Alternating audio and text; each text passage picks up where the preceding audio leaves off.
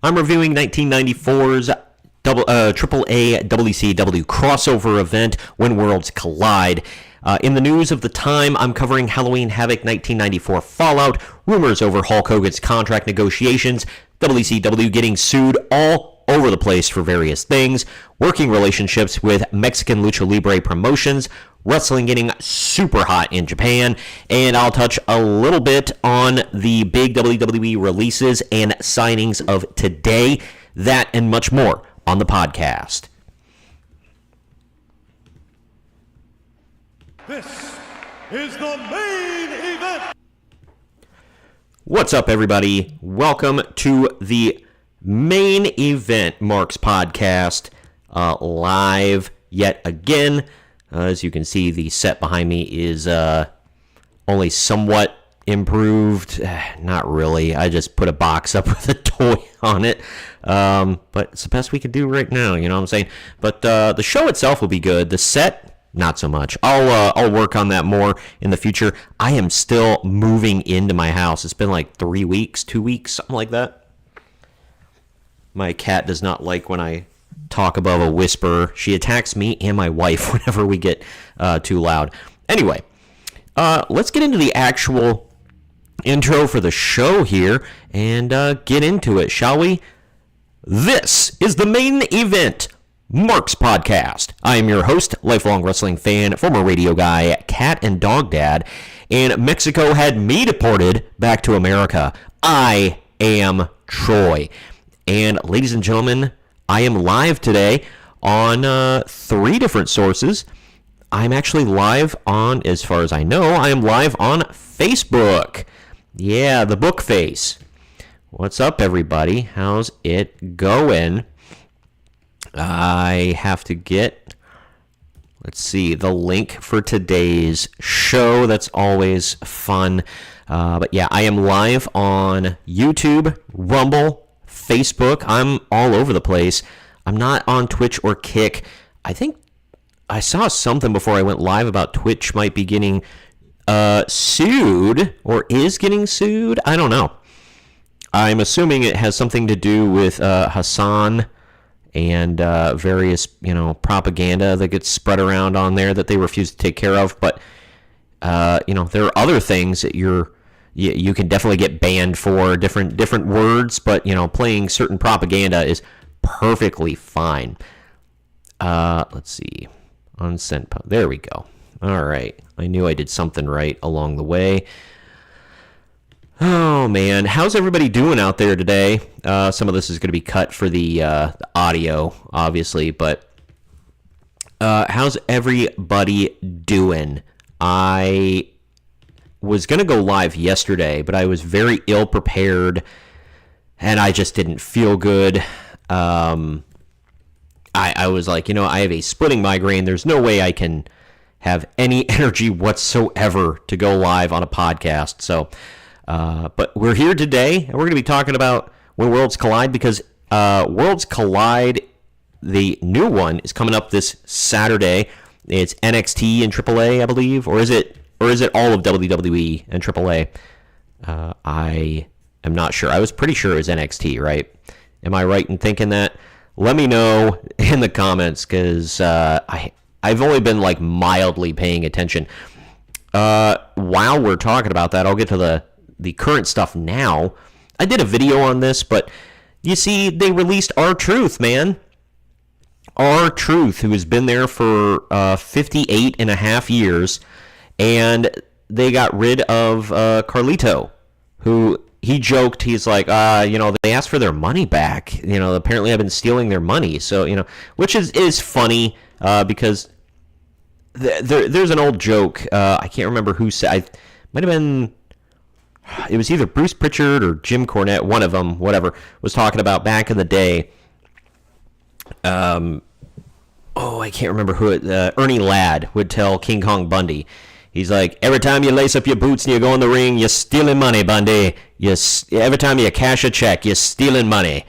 Basically saying he didn't do anything and he didn't deserve his paycheck. But yeah. So Carlito, obviously better than King Kong Bundy. Not as big of a star, though.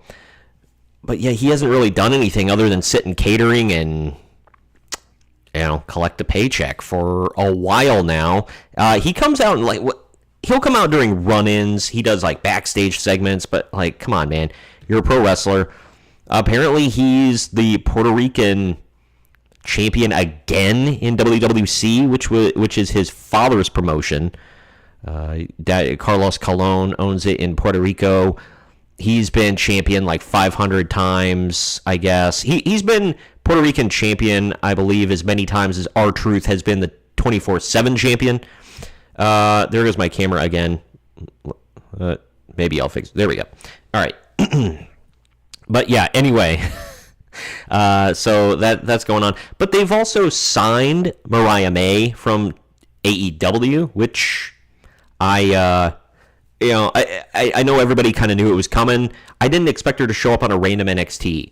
And what makes me laugh is every time this happens, like with Ricky Saints and with Mariah May, and whoever else, like these AEW nerds will freak out. Oh my God, they were wrestling in front of 10,000 people. Now they're at NXT. Like, oh my God, like it's a huge downgrade. Like, you go to NXT to get some polish before you go up to the main roster, right? And they'll always throw out people like, I will argue some people like Samoa Joe didn't belong down there. Shinsuke, I think, stayed too long down there. And like AJ Styles skipped right over. But then you see, like, AJ didn't need it. He's been in the business for 500 years, and he was in WCW back in the day for a hot minute. He was in TNA forever. He didn't need it. He was aging anyway, so he was good enough. He adapted on the fly. He was great. No, there was no translation issues going on there between his style and WWE. He caught on extremely quickly. So, but then you see ones like Sin Cara. They just shipped him right up to the main roster, threw him on SmackDown, and he crashed and burned. I would argue no amount of time in NXT would have helped him, but, whatever. Bobby Roode, I think, was down there more or less to kind of get a hold of, like, what are you going to be in WWE? We need to shape you into something for WWE. And then he got over big with the glorious gimmick. They brought him up to the main roster, and Vince crapped on him. Like, we got nothing for you, Bobby. Even though you're an amazing wrestler, you're built like a Greek god. You look like an effing man. Your entrance is super over. We can merchandise you and whatever. I just don't know what to do with you, man. You're great in the ring. God, I don't know. Maybe throw you on the main event. That one kind of pissed me off. That did piss me off. I was a huge Bobby Roode fan in TNA, and he just effed off in WWE. It was ridiculous. I realized he was kind of old at that, older at that point, but he still had some gas in the tank, man. So either way. Samoa Joe, too. I don't know what, he went to, and he's always, had injuries here and there, but, man, he was injury prone in WWE and NXT. Constantly getting hurt, and, big time hurt. So, and then they made him a commentator, like Taz. Now he's in AEW, tearing it up. So, some people just don't fit in the WWE system, but regardless, I'm saying all that to get back to my point here. This one person with a Kenny Omega avatar or, profile pic, of course, tweeted something about, Tony Storm and Mercedes Moné are about to have this is ridiculous to say this, but they're about to have the biggest match in women's wrestling history. God, in front of 30,000 people, and Mariah May is wrestling in front of a small crowd at NXT. Okay, first of all, people pointed out they're 30,000, probably not. Second of all, even if it is 30,000, the arena they're going to be in for All In, it holds 40,000, so you're not exactly packing them out to the rafters. Second of all, good grief, get off Mercedes Moné and Toni Storm's junk, okay? They're good, but the biggest match in women's wrestling history, I need you to explain to me how. In what metric are you using? And don't use some arbitrary star rating system for a match that hasn't happened yet, okay? I need like real figures and numbers here. Give me a reason why, not just, oh my God, AEW.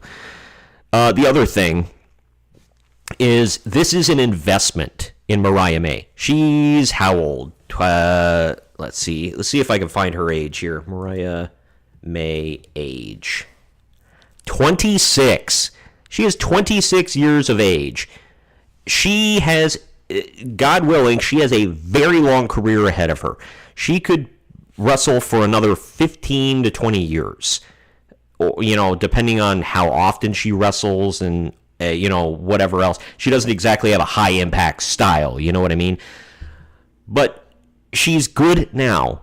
They're going to polish her, introduce people to her, because I hate to tell AEW people this. Most WWE fans don't know a damn thing about AEW. It's like I try to it's tried to be explained about Rumble and YouTube, because some people will say, I don't want to multi-stream, or I don't want to post stuff on, I don't want to post my videos on Rumble because it'll detract from my YouTube audience or something like that. Not true. Most of the people on Rumble do not use YouTube, and vice versa. So you're not losing anything, and you're only gaining an audience. But most of the people that are like loyal WWE watchers do not watch AEW, or don't watch enough AEW to know what the hell's going on. So you're introducing her to the WWE audience. You're building her up like Ricky Saints. You're building her up gimmick-wise. You're building her up in-ring-wise. Hopefully, I forgot about Ethan Page. Hopefully, he's soon for the main roster as well. He is very good. Mic, in-ring, look, gimmick. He's got, in my opinion, he's got it all. But anyway, all three of them. You introduce them to the WWE audience, and you get them used to it, and then she will wrestle in front of 50 to 60,000 people before long, and it will be a consistent thing. It's not just going to be a one-off.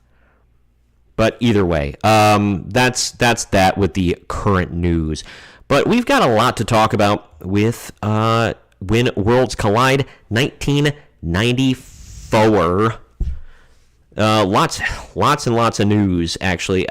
So I want to dive into that, because for those longtime listeners of the show, you'll know that Greg and I would always review, or, it was usually Greg, but I had other co-hosts as well from time to time.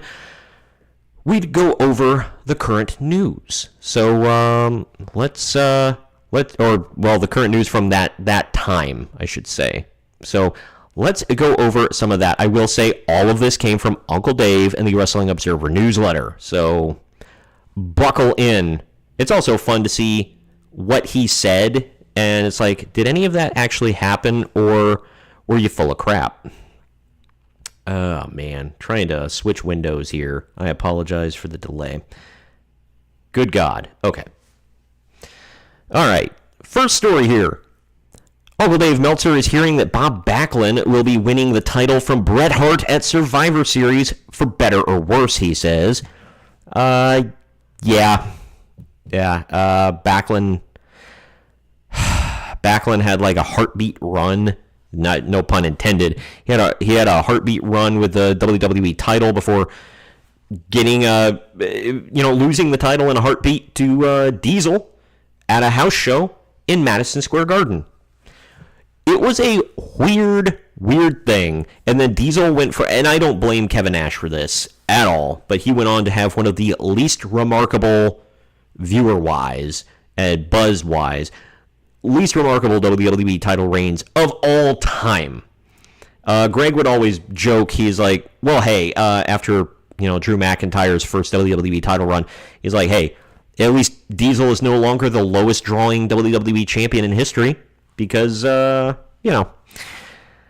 Thunderdome and all that. Anyway, Bull Nakano is expected to win the WWF's women's title from Alundra Blaze at the All Japan Women's Tokyo Dome show later this month. Nobody cares. Alundra Blaze had minimal competitors.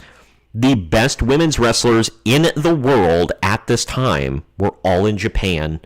America wasn't exactly pumping them out in the early to mid 90s. So the reason that WWF and WCW's women's divisions were very short-lived or were very stop and go was due to not wanting to ship in these women all the time, because it costs a lot of money to constantly fly your talent from Japan to America, and they were only wrestling. They would only have a couple of matches a month or something, Women's wrestling was not a big thing. You did not get a women's match on every show. I remember every pay-per-view, if I remember correctly, during this era did have a women's match, but it usually involved the champ, and that was about it. So Uncle Dave Meltzer gives 4.5 stars to a Diesel Shawn Michaels versus 1-2-3 Kid and Razor Ramon match that aired on Action Zone, and says it's the best WWF TV match in more than a year. 4.5 stars to an all-click tag team match. Never seen it. I would like to, considering the fact that it's like pulling teeth, not only to get Uncle Dave to give WWF any credit, but the Click. Shawn Michaels, he would backhandedly compliment a lot, and he'd give high star ratings to him or whatever. But Diesel? Nah, not so much. 1-2-3 Kid and Razor, he would on occasion as well. But, 4.5 stars. That's, again, it's arbitrary. It's opinion. But that's a little different. Preliminary numbers, getting into WCW here. Preliminary numbers for Halloween Havoc's pay-per-view buy rate are expected to be around 0.95, which is absolutely disastrous. WCW had been openly predicting that the show would do nearly double of what Bash at the Beach did, and instead, it actually did less. Considering all of the money they put into promoting the show, plus retiring Ric Flair, it's bad news all around. I'm afraid I've got some bad news, WCW. Yeah, 1994 was up and down for WCW. WWF is pretty much just down. It was not a great time to be a wrestling fan, I'll tell you that. The main event at SummerSlam 94 was Undertaker versus Undertaker. And yeah, you had the amazing cage match between Bret Hart and Owen Hart, which was maybe the greatest cage match of all time. It's definitely top 3, top 2 maybe, if it's not the best. But I'd put that as the best. Of course, AEW nerds are saying, what was it? Kyle Fletcher and Will Ospreay had the greatest cage match in history, which just absolutely just delusional take. But, dude, you guys can love AEW. I get that. But when you say crap like that, it really turns off a potential audience, because they're like, you guys are just nuts and cultish. You've all just been sucking down Kool-Aid for a while now, and it's pathetic. Anyway, getting into this next thing here, Hulk Hogan is negotiating a WCW contract extension, demanding full control, or at least maintaining his current creative authority while already influencing company decisions throughout the restructured booking committee. Though Hogan remains a draw, his value is questioned due to declining popularity and high costs. But WCW lacks another star capable of carrying the company without him, leaving them in a difficult position whether they keep him or not. Bullcrap. It's 100% BS. Uncle Dave pulled this right out of his derriere and slapped it onto the news, his newsletter rag. It's even Eric Bischoff talked about this. He's like, what sense would it have made? Because Hogan signed April, June, something like that, in the build-up to Bash at the Beach. what sense would it have made to sign Hulk Hogan to a contract that ends, 6 months later? Like, what good would that have done them? Pop a rating for a pay-per-view, a couple of pay-per-views, and then he's gonski? Like, why? What's the point? He signed him to a contract, a long-term contract that was hammered out right away. There was no negotiations at the end of the year. Hogan was not leaving at the end of the year. There was a point during the NWO era where Hogan's contract was coming up. I mean, he re-signed. But it was coming up, and he told Eric right off the bat, he said, I am going to talk to Vince. I'm not signing with Vince. I'm really not going to entertain the offer. But he wants to talk to me out of respect. I'll negotiate with, I'll talk to him, meet with him, whatever, about a contract. And that was it. This was just, I don't know who was feeding Dave this stuff about Hogan. He had creative control from day one. He had this contract long term from day one. So it makes zero sense what the hell Dave is talking about. Anyway, next story here. Missy Hyatt's lawsuit against WCW alleges widespread SH. I have to clean it up for YouTube, sorry. But let's just say not good. Harassment, discrimination, and retaliation by multiple employees, including high-profile figures like Ric Flair and Eric Bischoff, involving unwanted advances, intimidation, and workplace misconduct. I'm going to try to be as delicate as possible here, but knowing what we know about Missy Hyatt now and the things she has said about herself, I'm not telling, revealing private sins or telling stories out of school here. It's stuff out of her own mouth, how we form these opinions about people. I don't think any of these advances were unwanted. And Eric Bischoff laughed his ass off when this was brought up to him, claiming that he was pursuing Missy Hyatt. He had literally a model wife at home, who he saw quite frequently, but he wants Missy Hyatt, who was rode hard and put away wet multiple times? Come on now. And before it was a thing, she had what is now deemed as Mar-a-Lago face, where the ridiculous amount of plastic surgery, where she just, the pillow face deal, no thank you. I mean, there might have been some people that, were pursuing her that she did not want advances from. I'm not saying she's totally wrong. This just seems so whack, out of left field. I got fired, so I'm going to sue you now. I give me money. Good grief. Finish this up, though. She also claims wage discrimination, unpaid merchandise revenue, and that Eric Bischoff fired her after she reported harassment, while also coercing her into signing over car titles to his friend Jason Hervey to retrieve her belongings. That doesn't make any sense whatsoever. Wage discrimination? What are you talking about? Missy, you were a manager for a minute, but I don't think she was a manager when Eric took over. I think she was just on-air talent, and she didn't do a whole lot. She came out, shook her assets, acted like a dumb bimbo, whatever, and then left. I hate to put it that way, but that's what she acted like. If you believe the stories, she was that, but that's neither here nor there. Who was getting paid more that you thought it was owed to you? That's what I want to know. Where was your in your mind, where should your salary have been?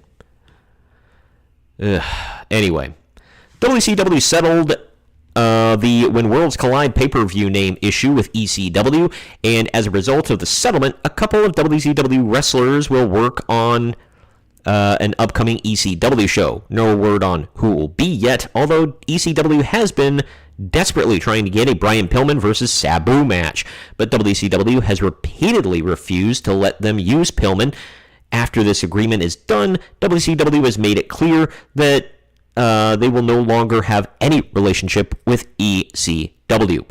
I don't believe any of that happened. The lawsuit, maybe, but I mean, like, WCW would have settled on this out of court. I'm going to say Paul Heyman never trademarked the name.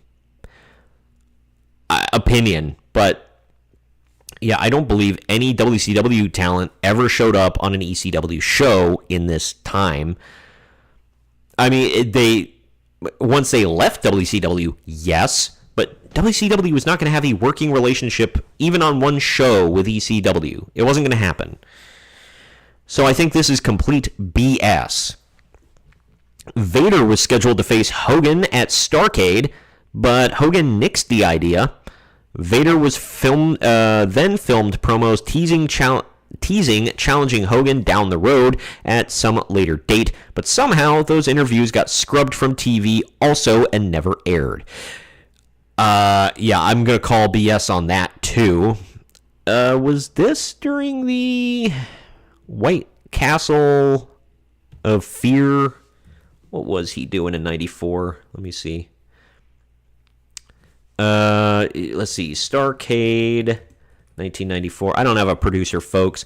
It was Triple Threat. Okay. So it was Hogan, Vader, and Sting on the cover. It's a triple threat, even though they're not in a triple threat. I think they mean they were in 3 different matches. Vader opened the show. I know I've seen the show, but it's been a long time. Vader opened the show by defeating Jim Duggan for the United States title. Crazy. I'm gonna say that match probably wasn't very good. Jim Duggan, not a fan, not a big fan. Yeah, but the Sting took, God dang it, Sting took on the Avalanche right before the main event. That went for 15 and a half minutes. I'm sure it was a barn burner. And then Hogan, of course, faced The Butcher in the main event. The Butcher, for those that don't know, is Brutus the effin' Barber Beefcake. Yes, he had a main event at Starrcade for the WCW World's title. Oh, good grief. A couple comments. See. Okay. No, so not a comment. I just got a screenshot of myself sent to me by a friend. That's nice. Thanks, Ramon. I know what I look like, but thank you. Yes, I'm wearing Browns gear today. For anybody not visually watching the video podcast, you're only listening after the fact. I am wearing Browns gear. It's not football season at all, and I have no hope for my Browns this year. But then again, that's not a change. Getting back into these stories, though, after Steve Austin lost the U.S. title to Jim Duggan in 28 seconds, Austin was reportedly promised that he would get the belt back at Halloween Havoc. Wrong-o, but Hogan overruled the booking committee, so his friend Jim Duggan is still champion. I don't know. I don't know if Hogan would have been like, listen here, brother, I don't know about that Stunning Steve. You know, I think the Hacksaw should win the belt, brother. I mean, maybe. Hogan and Austin never got along, if you believe the stories. But yeah, that doesn't seem like something he'd stick his nose into. But maybe I'm wrong. If you listen to Eric Bischoff talk about, because people will always be like, well, you had Steve Austin and you lost him, and he's like, yeah, but we didn't have Stone Cold Steve Austin. We had Stunning Steve Austin, who was not a big star, and I didn't really see myself losing anything. Same with Chris Jericho, same with Big Show, or The Giant. The Giant! I mean, he's kind of right, but that also kind of goes to the WCW booking, and it's like, you should have elevated them. They could have been big. WWF, yeah, changed their presentation, but they had it in them. You know what I mean? Either way. On TV this weekend, Eric Bischoff was doing commentary and claimed that the last pay-per-view proves WCW is the number one company. He then told fans to check out the competition, and when you're done laughing at the clowns, come back. We'll still be here. Okay. Uncle Dave mentions the rocks and glass houses saying, yeah, I mean, WCW wasn't exactly setting the woods on fire in 94. Look, I said this earlier. Nobody was setting the woods on fire like in 94. Some people claim ECW was doing well. I thought ECW was trash in 94, but that's just me. I honestly, this is a very unpopular opinion. I don't think ECW had like good quality shows at all until like 1999. I know that's heresy for classic 90s wrestling fans, but I was not an ECW fan, and any longtime listeners of the podcast will know that.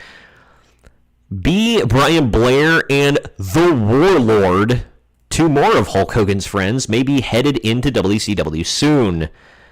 Warlord, yes. Brian Blair, I mean, unless he was backstage, no. Hogan had an eclectic group of friends, I will say. Jim Duggan, B. Brian Blair, Warlord, whatever. I like B. Brian Blair as a wrestler, honestly, and he seems like a nice guy. I don't know, but either way.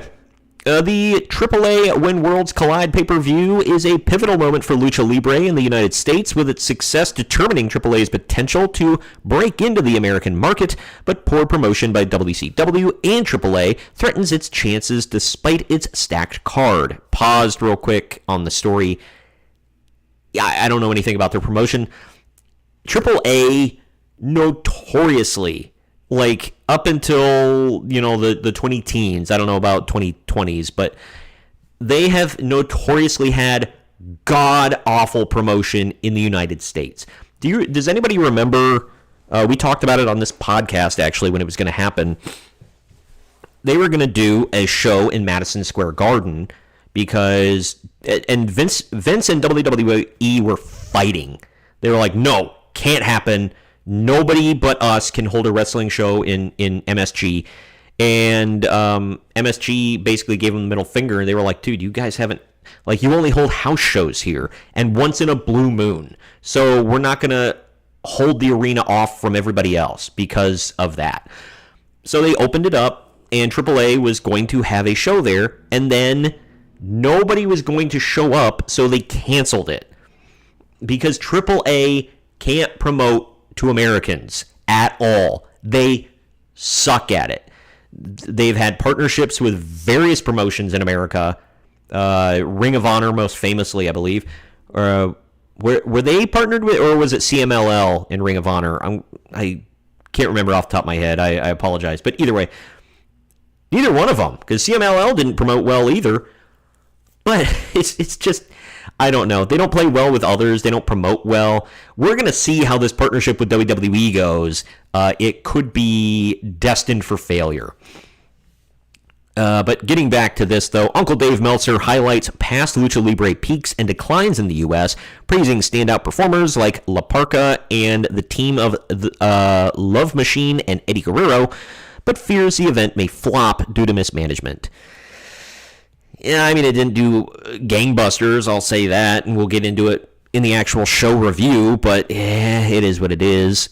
I mean, Lucha just doesn't appeal to a mass audience in the United States. You know where Lucha does really well? Texas. Texas had a big market for it, and other border states did really well with it.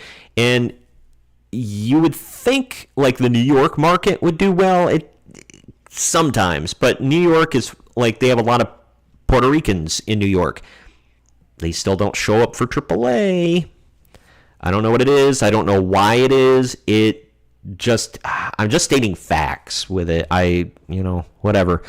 If anybody else has some insight into why, please let me know, because I'm just going off of what I see yearly. And I had a friend sadly passed away in I want to say 2020. That he was born in Mexico. He was a big lucha fan. He got me into lucha, and he knew it too. He was like, dude, they can't sell out a show in America. They can't even get half a venue filled in America. Like, he knew.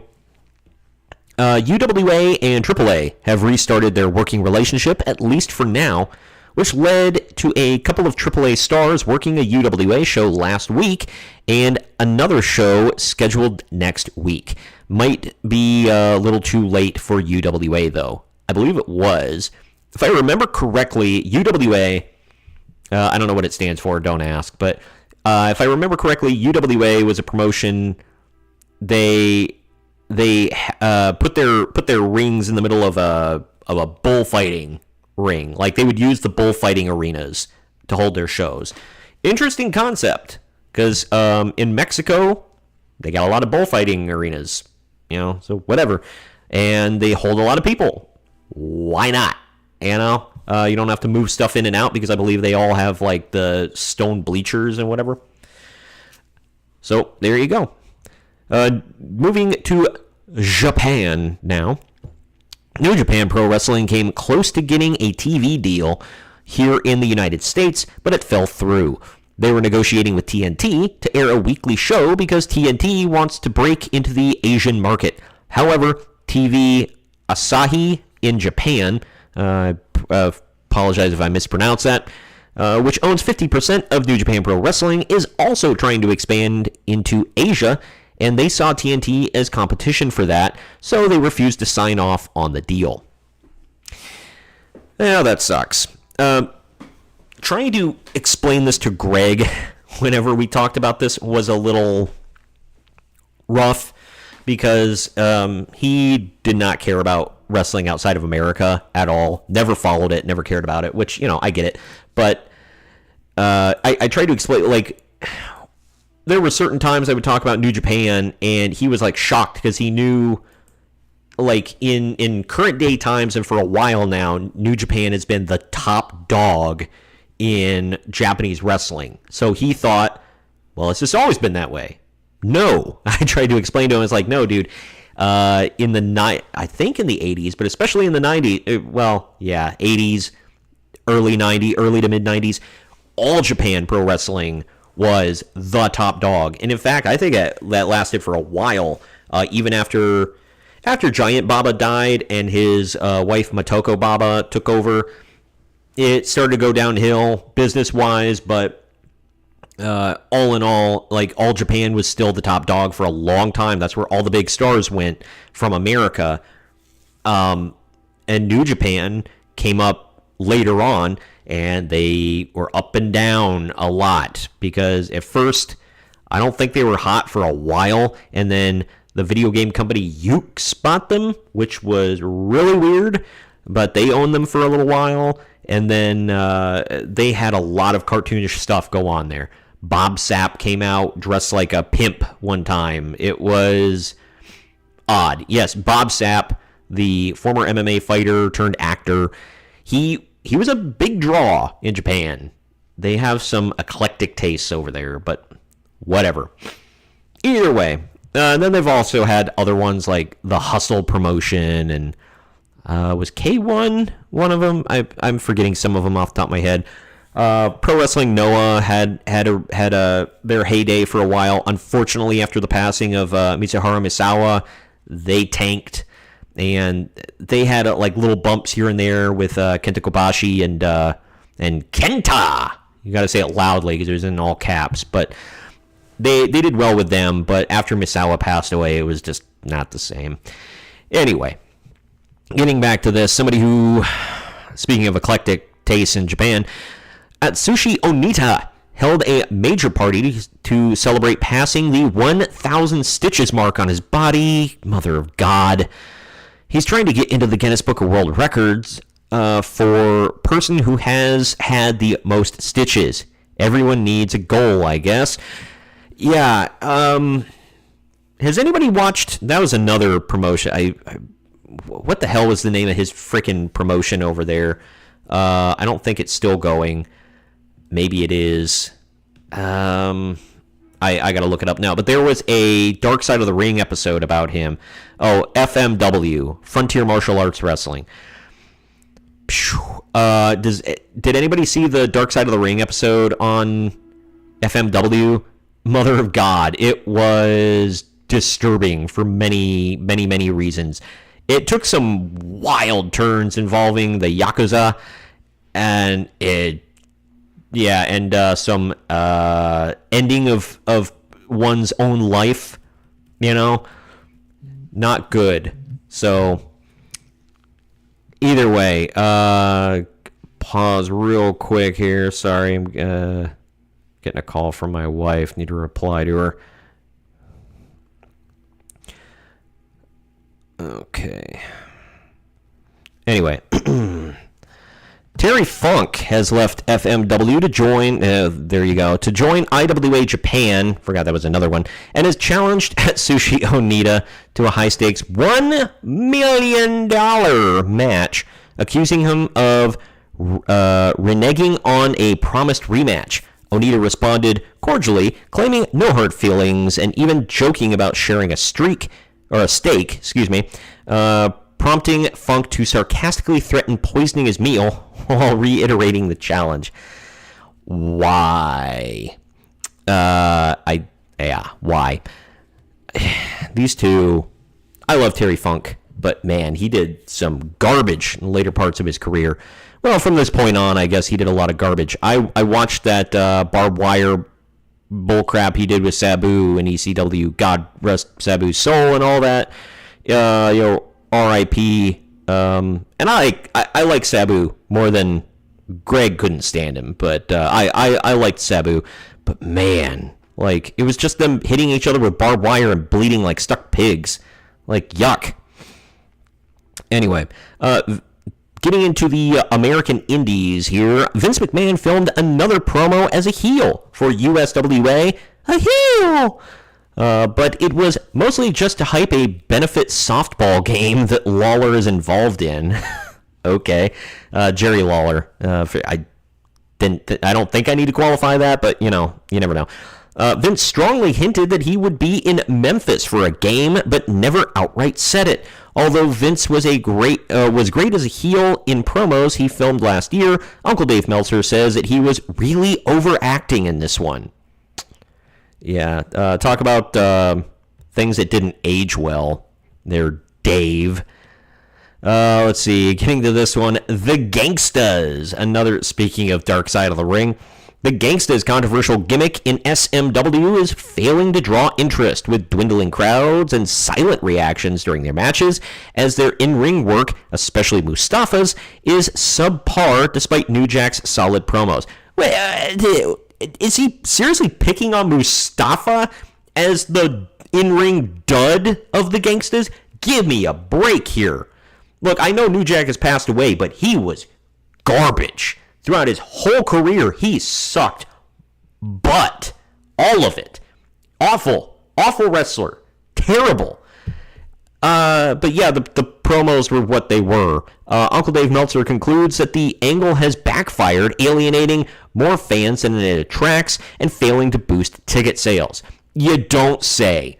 Jim Cornette talked about that, and he said, they got heat. But it was the wrong kind of heat, because Smoky Mountain Wrestling was deep south. And then you've got these black guys coming out with white baby dolls on nooses and talking calling everybody crackers and members of the KKK and all that, in areas where you did have that, by the way.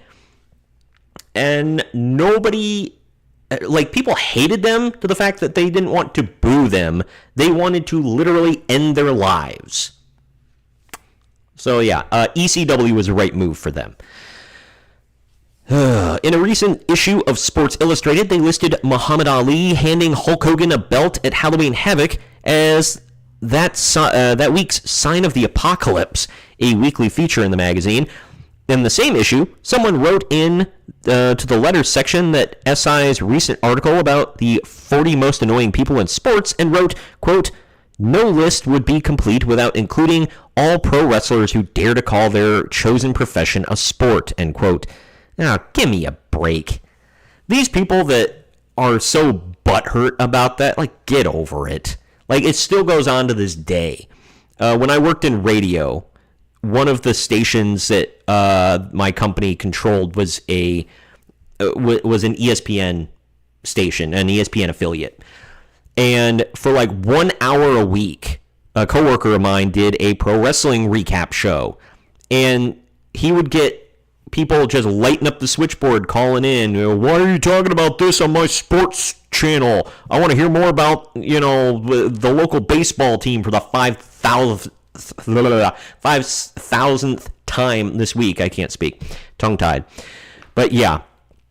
How many times can you recap the baseball scores and who drafted who that, for the NFL? Like, good. There's only so much analysis.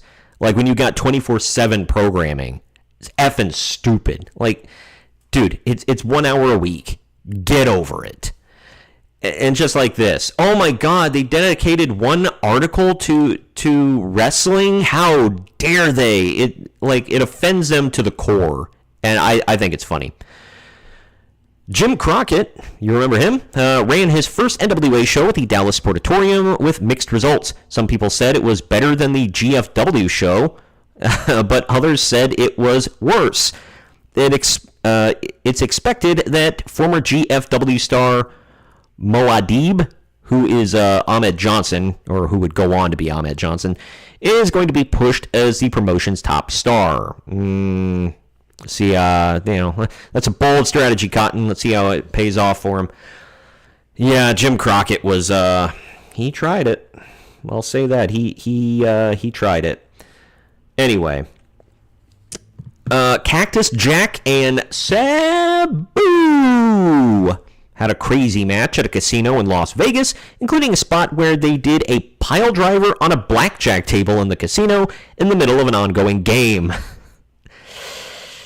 That's, well, I can't say that's fighting words, but man, that's you want to talk about a bold strategy, Cotton. I mean, if you're going to do it, you need to be people like Cactus Jack and Sabu that can actually scrap, and you're not afraid of getting a little knife play your way, you know what I'm saying? Final story I got here. This is nuts.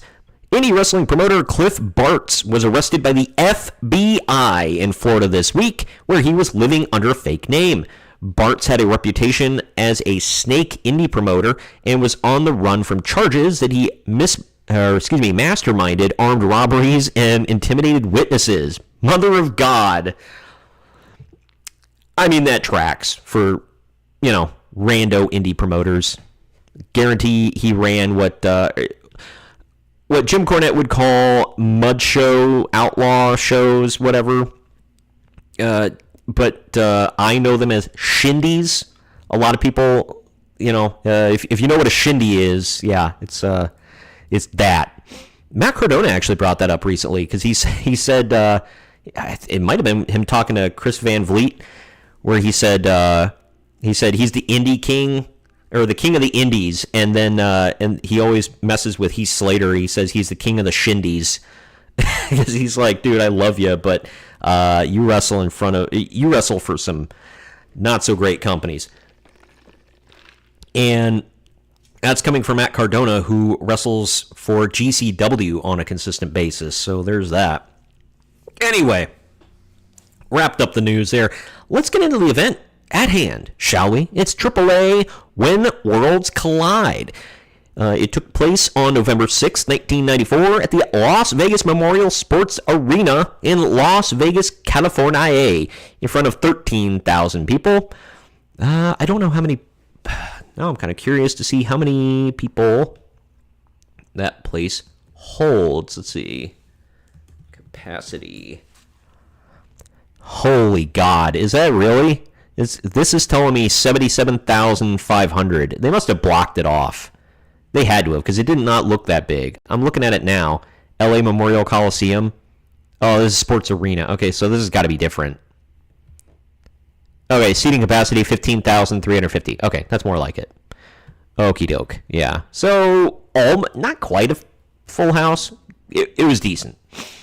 Either way. Pay-per-view buy rate, 0.24. So, awful. Not shocked, though. So when worlds collide with the landmark professional wrestling pay-per-view held on November 6th, as I mentioned, produced by Mexican promotion AAA and its American partner IWC, with technical support from WCW, it marked the first live American pay-per-view featuring a non-U.S. promotion. The show aired in both English and Spanish, with commentators Chris Cruz and Mike Tenay in Tenay's debut, by the way, and highlighted 5 matches built on pre-existing storylines, blah, blah, blah, blah, blah. Central to the event was the feud between Los Gringos Locos. They have a couple of names, but that's the one I like the best, which is Eddie Guerrero and Art Barr, and the team of El Hijo del Santo, who is the son of El Santo, obviously, for anyone out there, and Octagon, culminating in a high-stakes lucha de apuestas mask versus hair match. Let's see. It was also spotlighted by the heel turn of fan favorite Conan, who joined Los Gringos Locos and reignited a rivalry with Perro Aguayo, that led to a steel cage main event match. Other matches featured, etc., etc. I'm not going to go through all this. But before the event began, now to my actual review here. WCW and Turner Broadcasting, went too far. WCW and Turner Broadcasting producers made several adjustments to the show, cutting 40 minutes from its runtime. This led AAA to shorten the first 3 matches, from best of 3 falls to singles falls and scale back their usual elaborate entrances. The entrances kind of sucks. Scaling it back to single falls, good. A planned dark match to energize the crowd was also scrapped. Kind of sucks. Additionally, producers attempted to change the semi-main event to a singles match between El Hijo del Santo and Eddie Guerrero, but the original tag match proceeded as planned. Good. We start the show with Chris Cruz and Arturo Rivera welcoming the crowd to the show. By the way, if you're going to have 2 people, and I'm not being sarcastic about this, I'm being serious. If you're going to have 2 people at this time commentating the show in English, Mike Tenay and Chris Cruz, probably the best. But the first match, it's Mascarita Sagrada and Octagoncito versus Expectrico. Nope. I can't read. How am I not able to read this name? I'm not good at Spanish, as you can see. Trito, whatever, and Jarito Estrada. There. Moving on. It went for 8.5 minutes. God, I can't read the guy's name. The event opened with a minis tag match, as I just mentioned, which is a bit of a bold strategy. I know, it's not the same. In America, we're like, the minis, haha. That's how they've always played it. In Mexico, it's very serious. The minis matches are treated with respect, like they are, any other match on the card. It's not treated as a sideshow kind of thing, which is good. I'm not saying it should be treated as a sideshow, but it's the way it is in America and Mexico, I guess. But why do the minis get 2 referees, by the way? If anybody watches this, they get 2 refs. It's weird. No other match gets that. But Mascarita Sagrada and Octagoncito delivered high-flying maneuvers, culminating in Sagrada securing the victory with a springboard moonsault. Uncle Dave gave this 4 stars. I gave it 3. It was fine. It was entertaining. 4 stars, though. Mother of God. The next match was it was a trios match between 3 big names in Mexico. Some of them are big names in American wrestling history. It's Fuerza Guerrera, Madonna's boyfriend, real name, and Psychosis taking on Rey Mysterio Jr., who is Dom's daddy. That's how a lot of people know him now. Heavy Metal and Latin Lover, real name. This went for 12 minutes, 46 seconds. We get to see a young Rey Mysterio Jr. and Juventude's dad, Fuerza Guerrera. I'm not joking. That is Juventud Guerrera's dad, or Juvi, Fuerza Guerrera. Also, Madonna's boyfriend is Louis Spicolli. For those that don't know, we get a jump start in this stereotypical The Mexicans match. I know, Madonna's boyfriend is not Mexican, but this is like the old. That was the joke with WCW. Like at the beginning of the show, they would have the Mexicans match where it was like a 3-on-3, 4-on-4, whatever. Sometimes you'd have like a triple threat team match, whatever. But that was always the joke. But this featured a blend of high-flying and technical wrestling with notable moments including Rey Mysterio Jr. being launched into the crowd by Spicolli. Spicolli actually got a lot of in-ring time in this match. I was shocked, but he was good. One of these things was not like the other, and he was it. But, yeah. The Rudos secured, for those who don't know, Rudo in Mexican or, in Lucha Libre, that's the heels, and the Technicos are the baby faces. But anyway, the Rudos secured a victory when Fuerza Guerrera forced Heavy Metal to submit to a seated armbar. Again, Uncle Dave gave this 4 effing stars. I give it 3.5. It was fun to see Rey Mysterio Jr. in his younger years. Fuerza Guerrera is good. Madonna's boyfriend was good. Psychosis is good. Heavy Metal and Latin Lover, they were pretty good. Their whole careers were in Mexico, so a lot of American audiences will have never seen them. Next match features some people on one side that a lot of, and one guy on the other side that American audiences are familiar with. It's another trios match. It's Pegasus Kid, Too Cold Scorpio, and Tito Santana taking on Jerry Estrada, La Parca, and Blue Panther. This went for just shy of 15 minutes. This is an interpromotional match pitting the IWC team of Pegasus Kid, a.k.a. Chris Benoit, Too Cold Scorpio, and Tito Santana against AAA's La Parca, Blue Panther, and Jerry Estrada. So this show actually also was somewhat of a tryout for some of these guys for WCW. Eric Bischoff was watching this. He picked up Benoit. I think Scorpio had already been there. He picked up Mysterio. He picked up Psychosis. He picked up who the hell else? Eddie Guerrero. God, yeah, him. But yeah, it was somewhat of a tryout, but some of them like Mysterio and La Parca, or not La Parca, I'm sorry. La Parca was another one he picked up.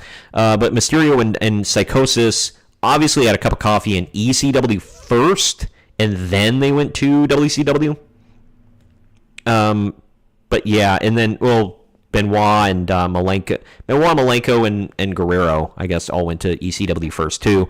But they were on the radar. They just didn't get a lot of smaller guys during this time.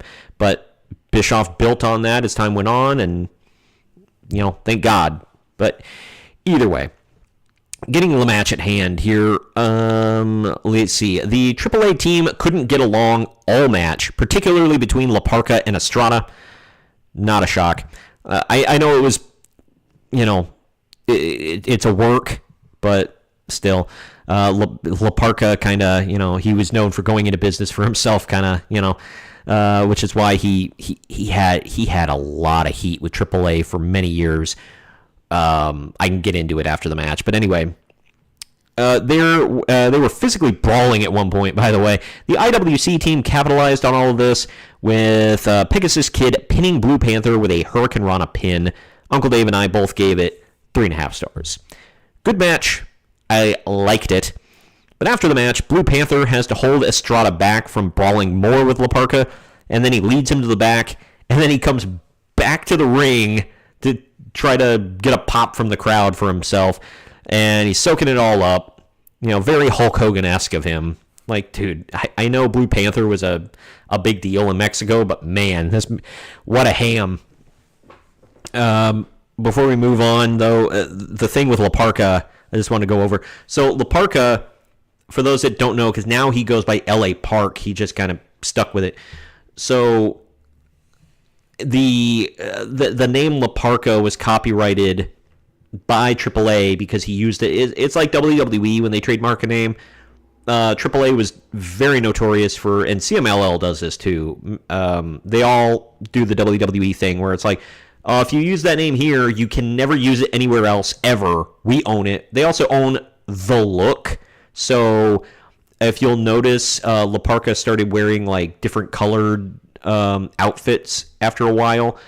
And then he had to go with LA Park, which LA was like Los Authentica or whatever. It was supposed to mean like the real park, the real La Parka, because AAA put another dude in the La Parka suit and called him La Parka, and that's the guy who unfortunately passed away a few years ago when he did a suicide dive to the outside, and then it ended up really fatal for him. Unfortunately, the name of the move took on a new meaning. It was bad, not good. But the original La Parka, aka LA Park, still lives. That is him. But yeah, then he came back to AAA, but he still used the LA Park name, and he brought his sons with him because he's got La Parka Jr., I believe, El Io del LA Park. Yeah, and I want to say there's a third one, but I can't remember his name. Those are the two I remember. Either way, that is the story of LA Park and his heat. He had a lot of heat with the Pena family, which owned AAA until WWE just bought them. Yeah, them and the Roldans, who the original owner of AAA, Antonio Pena, he married into the Roldan family, and that's like they ran AAA together. Like I want to say he bought AAA from the Roldans or something like that. But either way, it was not. I know I'm getting into the weeds here, but La Parka just had, or LA Park, whatever you want to call him, he had heat with all of them. Either way, we now get a promo video for WCW at Starrcade 1994. It should have came with a warning: do not waste your money on this garbage. Brutus the effin' Barber Beefcake is going to be in the main event. Next up, we get this is Los Gringos Locos. They had another name. It was La Pareja del Terror, which is Art Barr and Eddie Guerrero. They took on Octagon and El Io del Santo in a 2 out of 3 falls lucha de apuestas mask versus hair match. It went 22.5 minutes. Best match on the card, I'm just going to say right now, these last 2 matches were really good. So if you didn't like what you've seen so far, which, I don't know, the last 2 trios matches were really good. The opening minis match was fine. It wasn't bad. I didn't give anything on this card below 3 stars. So it's definitely worth a watch if you want to dip your toe into lucha, especially classic lucha. But anyway, the legendary Technicos defended their masks against the Rudos' hair. The match was intense and emotionally charged. Los Gringos Locos get the first fall after an Eddie superplex, followed by an Art frog splash on Octagon. For those that don't know, by the way, Art Barr passed away very young. I don't remember how. I apologize. But he passed away very young, and in dedication to him, Eddie started using the frog splash. So that's why Eddie used the frog splash up until the day he died. But it was Art Barr's move. But anyway, I guess one of these guys has to take the fall, and it sure as hell was not going to be the son of El Santo. Because El Santo was like the biggest star in Mexican history, and his son came in, El Io del Santo, wearing the exact same outfit that his dad wore. He was the son of El Santo, damn it. So he was already huge. He was a gigantic star. Respect him. He can't lose. You want him to do the job? What? God. Yeah, I heard he was a giant douche. I don't know. Obviously, I never met the guy, but from stuff I've heard, he was a giant douche, and he did not like doing the job. That was a thing. They were all very Hulk Hogan-esque. Mil Mascaras was the same way. He would not he did not do the job ever, unless like you had to really force him into a corner to get him to lose, or you had to come up with some creative way to make him lose. Octagon, I heard, was a Richard, I'll say, not a good guy. But again, a lot of this is like, from shoot interviews and stuff. Obviously, I've never met these guys, so but that's all. That's what I've heard. But either way, Octagon gets a pinfall over Eddie with a Hurricane Rana, and then makes Art tap to a seated armbar. I think you have to get 2 falls on one. Like, one guy has to get 2 falls on another guy. I don't know. This match confused the hell out of me because there were multiple falls, and I'm just like, what? But I'm confused. The match went on. Art Barr hits a banned tombstone piledriver on Octagon for a pinfall. This is where I get the most confused. But the match continues. So did that one not count because they waved it off because he hit a tombstone and it was banned? I don't know, because Art pinned him the last time with the frog splash. Now he pinned him with the tombstone. I don't know what the hell is going on, but anyway. Octagon gets stretchered out, and then we get interference from Blue Panther, pile driving Barr behind the referee's back.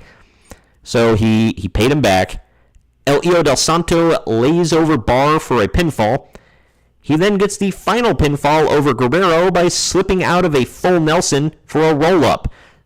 And now I'm even more confused. So, whatever. But I'm going to just say they waved off that pinfall from the tombstone. That's the only... Well, that doesn't make... I don't know. Yeah, okay, because I guess Octagon beat them both, and now Del Santo beat them both. My head hurts. Anyway, Uncle Dave gave it 5 stars. I gave it 3.5. I thought it was really good. I didn't think it was 5 freaking stars. I didn't think it was a perfect match. But it was really good. The confusion is what dragged it down for me. That's why I gave it the score I gave it. And you all can, argue and have your opinions and whatever, but that is what I'm sticking with. But we follow Octagon being stretchered all the way out into the ambulance. They did this a few times, it shows, with AAA. I watched a few classic Triple Manias, or, what they call it, Triple Mania. But that's their big show of the year. They did this a few times. When somebody gets stretchered out, the camera literally follows them all the way out into the ambulance, just to let the crowd know, hey, this is real, okay? He's really getting stretchered out of here, all right? We're not BSing you. There was one, I'm not even joking. So, like, somebody gets stretchered out. Somebody else follows them. We're following all this with a camera, by the way. Somebody else hops on, and I don't remember the players in this, but somebody else hops on a motorcycle, chases down the ambulance, gets that guy out of the ambulance, brings him back to the arena, and he continues the match. Why? Don't know. It's freaking weird. But either way, El Hijo del Santo doesn't give a single damn that his partner is being stretchered out, by the way, and may have a broken freaking neck. Doesn't give a damn. He's waving a Mexican flag in the ring while Blue Panther waves a white towel around. They're just hamming it up. Blue Panther's got to get more shine in there. Meanwhile, Art Barr takes scissors to Eddie Guerrero's hair, and then Guerrero cuts off the mullet of Art Barr. El Hijo del Santo poses with the hair before leaving with Blue Panther. Madonna's boyfriend comes out now and gets between Barr and Guerrero, who are arguing, and Barr storms out. Yeah, this was something. By the way, for any Spanish-speaking listeners out there, or Mexican watchers / listeners out there, I know, I know Gringo. I used to think years ago that Gringo was like saying you're white, but it's not, because like non-white people can be Gringos. Does it just mean not Mexican? Because it said Conan joined Los Gringos Locos, and I know he's not Mexican. He's Cuban, I think. So does it can you be a gringo if you're Hispanic but not Mexican? I'm just really confused. I need more info is needed, so please advise. Anyway, getting back to this. Before the main event, Mike Tenay is in the ring with Arturo Rivera again to tell us that Konnan and Perro Aguayo are former tag team partners turned enemies. He then hands the mic over to Arturo Rivera before we get footage from backstage of Eddie Guerrero having his head shaved. The cage now lowers as pyro blows off all over the place. That was a crime to shave Eddie's head, by the way. He had like an awesome mullet with blonde highlights in it. Like that was hardcore party in the front party in the back, business in the front, baby. Like, damn. He probably couldn't. That's probably why him and Art lost. Like, he couldn't. Like, there was some miscommunication going on. He couldn't hear Art over all that party in the back going on. That was legendary, that mullet. But let's get to the main event now. It is Perro Aguayo taking on Konnan. Steel cage match. This goes just shy of 18 minutes. And if, to all the Americans out there who don't know anything about Konnan in Mexico, this is not the Konnan you're thinking about. I mean, it is. It's the same guy. But big difference. That's like anybody. That's like my mom. My mom walked in. I was a teenager, and I was watching an old WCW thing. That you remember when Netflix used to send out DVDs for all the youngins out there that don't know what I'm talking about. They used to send out DVDs, and I got one of a classic WCW show, and it was when Steve Austin had like long blonde hair and the Young Bucks looking tights or whatever, and my mom was walking through the room and she heard somebody say Steve Austin, and she stopped and she's like, Steve Austin's on this show? Like, which one is he? And I was like, oh, that one with the long blonde hair. And she was blown away because she didn't watch wrestling, but she knew who Steve Austin was, and she knew Stone Cold Steve Austin, and that was not it. So it's like that, Either way, but Konnan has long braids here, so that starting off, he's got long braids, not bald. He's he's built like a Greek god here, man. He's got like, muscles on muscles. Just looks fantastic. But both men utilize the cage to their advantage. Shocker of shockers is that Perro Aguayo bleeds like a stuck pig. And I'm being facetious because he had one of those swelled up, scarred up foreheads from cutting himself so damn much. He bled all the time. But he tries pinning Konnan at one point until he finally realizes he has to escape to win. So brain fart there. But we get picture-in-picture at one point of Eddie Guerrero and Madonna's boyfriend watching the monitor backstage, rooting for Konnan. They eventually just come out to the ring and interfere. They toss Konnan brass knuckles, which he repeatedly uses, just beats the piss out of Perro Aguayo. Aguayo has blood running down his face, chest, and stomach. He is just pouring blood. It was bad. But three other guys, I didn't see who they were, but they called them the Dynamite Brothers. One of them was Mascarita dos Mil or Mascara dos Mil. I don't even remember, but I recognized one of them. Don't ask me any other names. I might know them all, but the commentary was a little garbled and music was playing, so I don't know. It was three guys. They come running out to beat up Guerrero and Madonna's boyfriend. This distracts Konnan and gives Aguayo a second wind. He hits a Samoan drop, followed by a top rope stomp onto Konnan, which was his finisher, before climbing out of the cage to win. Uncle Dave gave this 3.5 stars. I gave it 3. It was a good cage match. Lots of bullcrap going on, though. They tried to get a lot going on, which I get it. It made sense with their storylines, with just a lot going on. But after the cage is raised and the Rudos leave, Perro Aguayo gets back in the ring to celebrate his victory. Of all people, Octagoncito comes out with a I think it was him, comes out with a Mexican flag and poses with Aguayo to end the show. Gotta wave the Mexican flag. First thing Aguayo says, spitting blood, by the way, he's like, "Viva la Mexico!" I'm like, cool, man. Final ratings, though. Internet Movie Database gave this 7.9 out of 10. CageMatch.net, which is always reasonable, gave it 8.34 out of 10. I gave it a 6.5 out of 10. That's my 2 cents on it. 6.5. It was a good show. Not great. Good. It is, by the way, in full on YouTube. On the Tube of You. It is on there. It is clearly recorded from a VHS tape. That if I blew your mind with DVD, you're not going to know what VHS is. And you're too young to be watching this, bro. But it was clearly recorded from a VHS, but it is in English. They also have it in Spanish in full on YouTube if you'd rather watch it in Spanish.